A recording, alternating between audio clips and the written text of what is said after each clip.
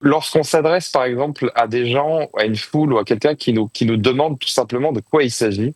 on a l'impression que d'un côté, on peut résumer de manière extrêmement simple la situation. Par exemple, si jamais j'avais à vous résumer en une phrase l'affaire du Qatargate, je vous dirais tout simplement qu'en réalité, bah, il s'agit de quelques conseillers du bureau du Premier ministre qui auraient subi ou qui auraient accepté justement des pots de vin qataris pour pouvoir faire la promotion ou montrer, exposer le Qatar sous un meilleur jour dans les médias israéliens. Donc d'un côté, on a l'impression qu'on peut résumer de manière extrêmement simple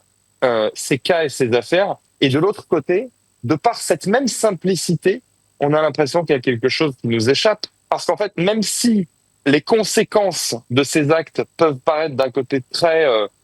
simplettes, de l'autre côté, elles peuvent paraître profondément immorales et porter atteinte à la souveraineté de l'État, à la confiance qu'on